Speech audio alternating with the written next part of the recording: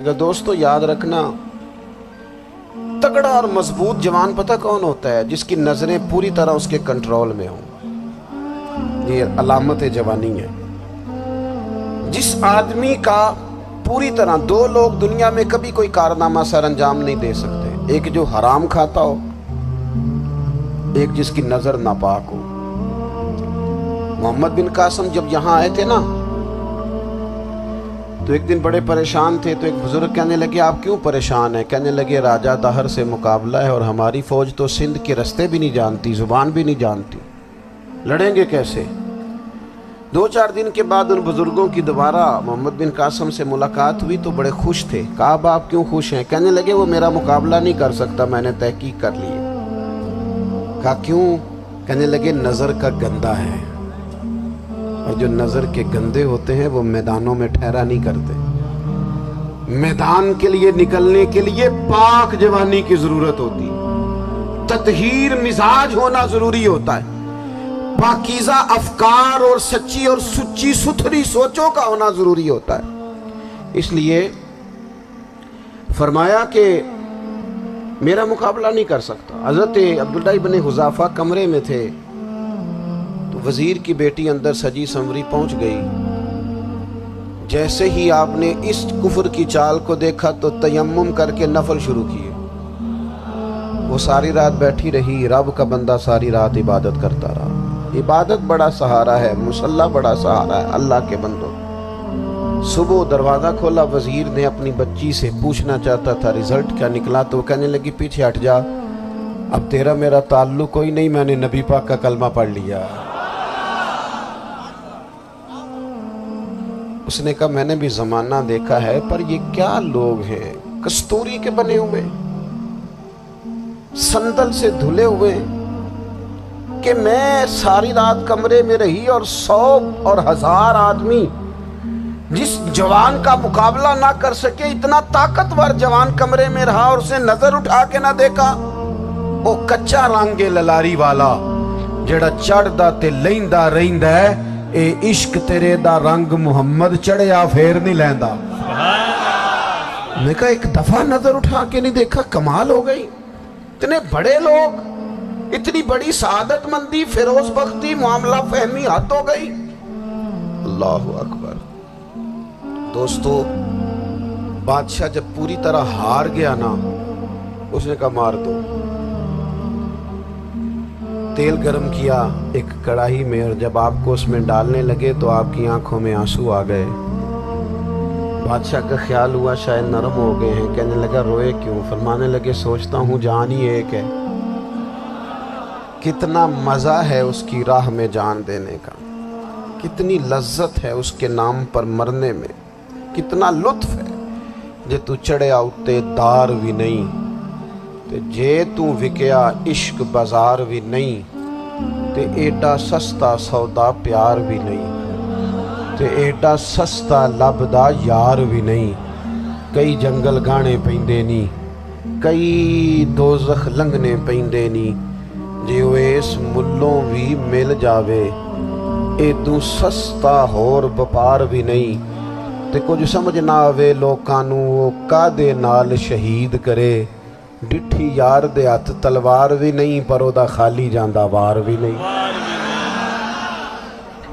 کہنے لگے ایک جان ہے نا، تو دل کرتا ہے ہزاروں ہوتی تو ایک ایک کر کے محبوب کے نام پہ قربان کرتا، جب میرے پاس ہے ہی ایک، کروں کیا؟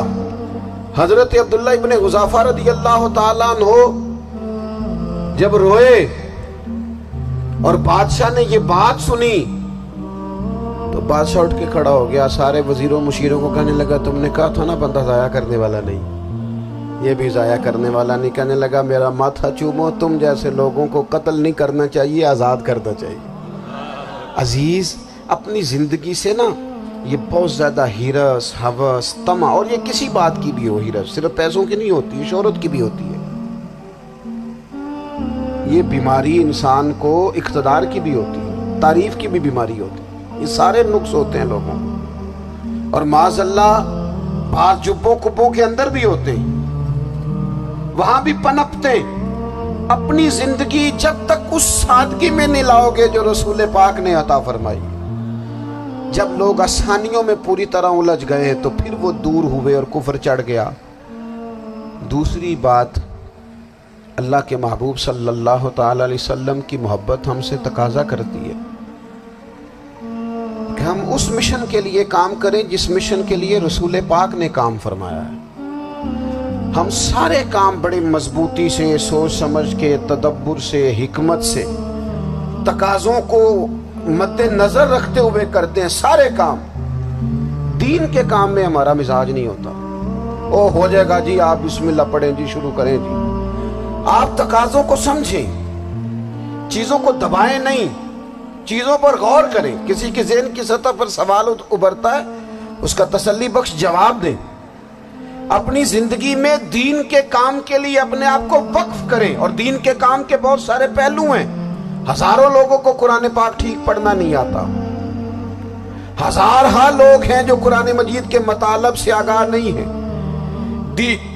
دین کی بنیادی ضروریات سے لوگ نابلد ہیں۔ میں آپ کو کس طرح یہ بات سمجھاؤں کہ ہزاروں کی تعداد میں طلاقیں اس لیے ہوتی ہیں کہ مردوں کو طلاق کے مسئلے نہیں آتے، انہیں پتہ نہیں ہے کہ مجھے حقوق زوجین کے معاملے میں کیسے چلنا۔ ڈھیر سارے گھروں میں تباہی اس لیے ہے کہ تربیت اولاد کا دینی منہج ہمیں نہیں پتا۔ اپنا حصہ ملائیں دین کے کام میں۔ ایک آدمی کو اگر تو نمازی کرنے میں کامیاب ہو گیا، تیری زندگی بدل گئی۔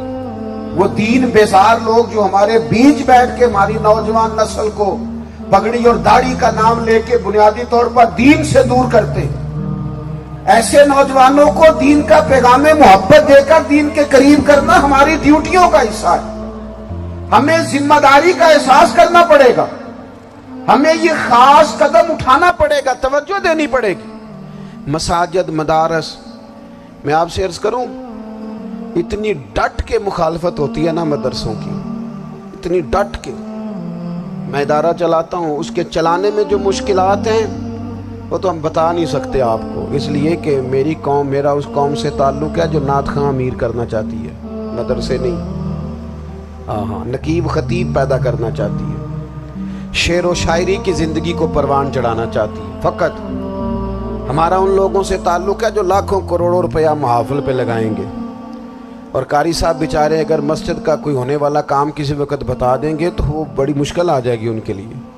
یہ کیسے ہو سکتا ہے، آپ نے یہ ڈیوٹی بتا دی۔ مدارس اور جتنا اہم رول دین کو پھیلانے میں مدارس اسلامیہ کا ہے، اتنی زبردست، لوگوں کا خیال ہوتا ہے میری طرح کے لوگ شاید کام کرتے ہیں، ڈیوٹی کرتے ہیں۔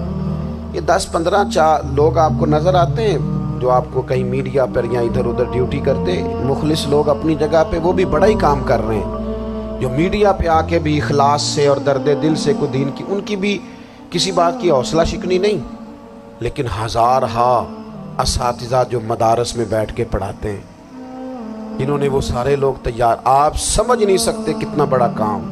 حفظ کا استاد جو ہوتا ہے نا، اس کی ڈیوٹی 24 گھنٹے ہوتی ہے، فجر سے پہلے، اور اس نے بچوں کو اٹھانا ہے۔ تنخواہ تو ہم انہیں دینا نہیں نہ چاہتے جی، تنخواہ نہیں دی انہوں نے، ہمیں مولوی امیر نہ ہو جانا۔ مولوی نو تے سوٹ بھی 27ویں والی رات دے ہے تاکہ کدھر سوان کے عید والے دن پا نہ لوے، کیونکہ 27ویں تو بعد تے درزی پڑتا ہی کوئی نہیں، کیوں حضرت ایسے ہی ہے نا، اس وقت تو نہیں نہ لیتا۔ تو ہم چاہتے ہیں مولوی ہماری مرضی کے ہماری طرح کا سوٹ نہ پہن لے۔ مدارس کی مضبوطی آپ یہ دیکھ لیں، یہ صلاح الدین ایوبی کا تعلق بھلا کس چیز سے تھا؟